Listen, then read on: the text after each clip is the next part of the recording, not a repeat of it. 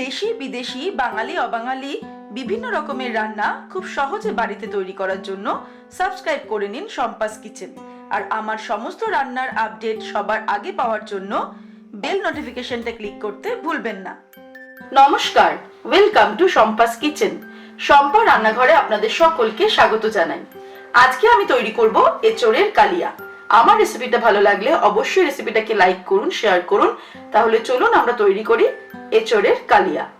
এঁচোড়ের কালিয়া তৈরি করার জন্য আমাদের যে উপকরণগুলি লাগবে সেগুলি হলো, আমি এঁচোড় নিয়েছি 750 গ্রাম, ডুমো ডুমো করে কেটে এটাকে কিন্তু নুন দিয়ে আমি সিদ্ধ করে নিয়েছি। দুটো মাঝারি সাইজের পেঁয়াজ বাটা, 4টে কাঁচা লঙ্কা বাটা, আদা বাটা, রসুন বাটা, দুটো বড় সাইজের আলু ডুমো ডুমো করে কেটে নিয়েছি, একটা বড় সাইজের টমেটো কুচিয়ে নিয়েছি, গোটা গরম মশলা নিয়েছি, একটা শুকনো লঙ্কা নিয়েছি, হলুদ গুঁড়ো, লঙ্কার গুঁড়ো, জিরের গুঁড়ো, ধনে গুঁড়ো, ঘি, গরম মশলার গুঁড়ো, আর এর সঙ্গে লাগবে স্বাদ অনুসারে নুন, চিনি।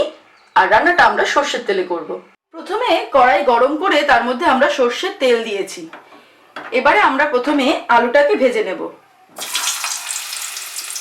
ডুমো ডুমো করে দুটো বড় সাইজের আলু আমি কেটে নিয়েছি।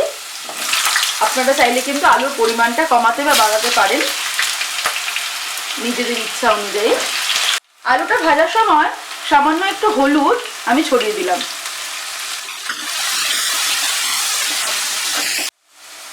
আলুগুলো ভালো করে লাল লাল করে ভেজে নিয়ে তুলে নিলাম। এবারে কড়াইতে আমি 4 টেবিল স্পুন মতো সর্ষের তেল রেখেছি। তার মধ্যে সবার প্রথম ফোড়ন দিলাম গরম মশলা গোটা, আর একটা শুকনো লঙ্কা দিয়ে দিলাম। ফোড়নটাকে ফ্রাই করে নেব আমি 15 থেকে 20 সেকেন্ড। ফোড়নটা ফ্রাই হয়ে যাওয়ার পর এবার এর মধ্যে আমি দেব পেঁয়াজ বাটা। দুটো মাঝারি সাইজের পেঁয়াজ আমি বেটে রেখেছি, এটাকে আমি দিয়ে দিলাম।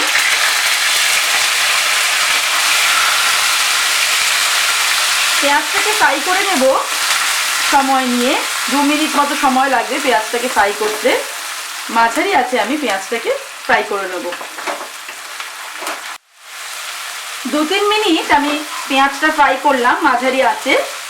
এবার এর মধ্যে আমি দেব আদা বাটা, 1 টিস্পুন আমি আদা বাটা দিচ্ছি, আর 1 টিস্পুন আমি রসুন বাটা দেব। আদা রসুন বাটাটা দিয়েও আমি আরো 2 মিনিট এটাকে ফ্রাই করব। আদা রসুন বাটা দেওয়ার পর আমি 2 মিনিট ফ্রাই করে নিয়ে টমেটোটা অ্যাড করলাম, আর কাঁচা লঙ্কা বাটাটা দিয়ে দিচ্ছি। আরো 1 মিনিট আমি এটাকে ফ্রাই করব মাঝারি আঁচে। এবারে আমি গুঁড়ো মশলাগুলো অ্যাড করব। 1 টিস্পুন ধনের গুঁড়ো, 1 টিস্পুন জিরের গুঁড়ো, কাশ্মীরি রেড চিলি পাউডার নিয়েছি আমি 1 টিস্পুন দিলাম। আপনারা কিন্তু ঝালটা নিজেদের স্বাদ অনুসারে অ্যাড করবেন। আর হলুদ গুঁড়ো দিচ্ছি আমি 1 টিস্পুন। নুন দেব, 1/2 টিস্পুন নুন দিলাম, আর অল্প চিনি অ্যাড করব।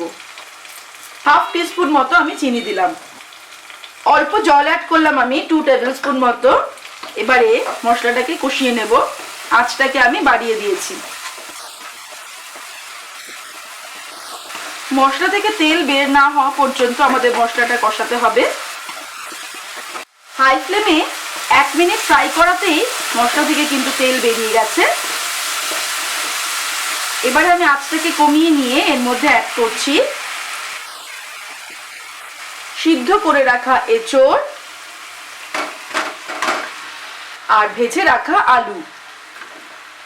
আঁচটা কমানো অবস্থাতেই ভালো করে কিন্তু আমি এটাকে মিশিয়ে নিচ্ছি। প্রথমে মশলার সঙ্গে ভালো করে মশলার সঙ্গে এঁচোড় আর আলুটা মিশিয়ে নেওয়ার পর এবার আমি এর মধ্যে গরম মশলা অ্যাড করছি।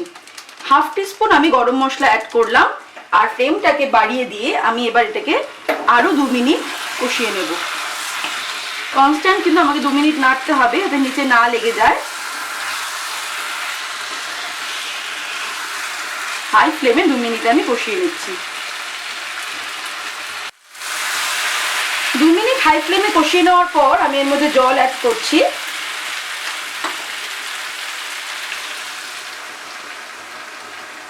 1.5 কাপ মতো আমি জল অ্যাড করলাম।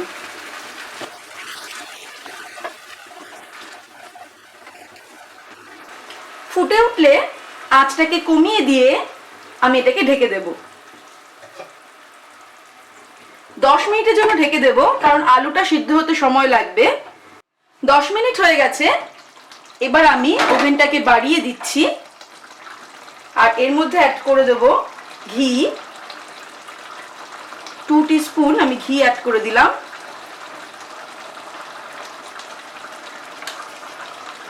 আর আরো 1/2 টিস্পুন আমি গরম মশলা দিয়ে দিচ্ছি। নুন, মিষ্টি আর ঝালটা কিন্তু নিজেদের স্বাদ অনুসারে দিতে হবে, আমি প্রথমেই সেটা বলে দিয়েছি। এবারে ভালো করে মিশিয়ে নিলাম আর 2 মিনিট এটাকে আমি ফুটিয়ে নেব।